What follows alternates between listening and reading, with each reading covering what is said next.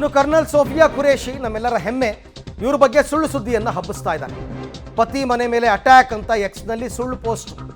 ಶತ್ರುಗಳು ದೇಶದ ಒಳಗಡೆ ಇದ್ದಾರೆ ನಮಗೆ. ಈ ಸುಳ್ಳು ಸುದ್ದಿಯನ್ನು ನಂಬದಂತೆ ಬೆಳಗಾವಿ SP ಮನವಿ ಮಾಡಿದ್ದಾರೆ. ಯಾಕೆಂದರೆ ಗೋಕಾಕ್ನವರು ಅವರ ಪತಿ ಅನೀಸ್ ಉದ್ದೀನ್ ಎಂಬಾತ ಈ ರೀತಿ ಸುಳ್ಳು ಪೋಸ್ಟನ್ನು ಹಾಕಿದ್ದಾನೆ.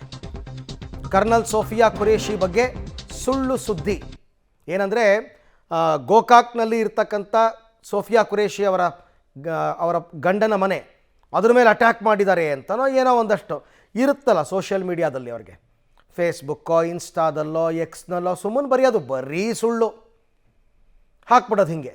ಬಟ್ ಅದು ಸುಳ್ಳು. ಬೆಳಗಾವಿ SP ಹೇಳಿದ್ದಾರೆ, ಈ ಸುಳ್ಳು ಸುದ್ದಿಯನ್ನು ಯಾವುದೇ ಕಾರಣಕ್ಕೂ ನಂಬಬೇಡಿ. ನಾನು ಅದನ್ನು ಯಾವಾಗಲೂ ಹೇಳ್ತಿರ್ತೀನಿ, ಸೋಷಿಯಲ್ ಮೀಡಿಯಾದಲ್ಲ ಬರೋದನ್ನು ನಂಬಬೇಡಿ ನಂಬಬೇಡಿ ನಂಬಬೇಡಿ. ಗೋಕಾಕ್ ತಾಲೂಕಿನ ಕೊಂಡೂರು ಗ್ರಾಮದಲ್ಲಿ ನಮ್ಮ ದೇಶದ ಹೆಮ್ಮೆಯ ಮಗಳಾದ ಕರ್ನಲ್ ಸೋಫಿಯಾ ಖುರೇಶಿ ಅವರು ಕುಟುಂಬಸ್ಥರು ಇಲ್ಲಿರ್ತಾರೆ.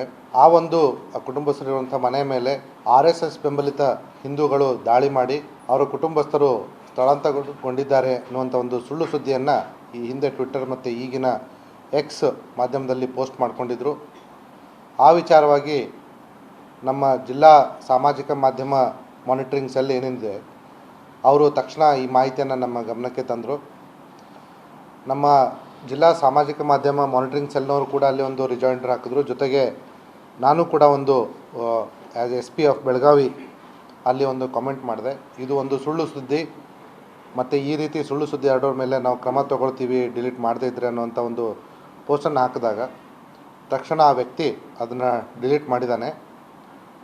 ಮತ್ತು ಈಗಾಗಲೇ ಈ ಸೋಫಿಯಾ ಖುರೇಶಿಯವರು ನಮ್ಮ ದೇಶದ ಪ್ರತಿಯೊಬ್ಬರ ಮನೆಯಲ್ಲಿ ಮಾತಾದಾಗ ನಮ್ಮ ಪೊಲೀಸರನ್ನ ಅವರ ಮನೆಗೆ ಕಳಿಸಿ ಅವರ ಕುಟುಂಬಸ್ಥರಿಗೆ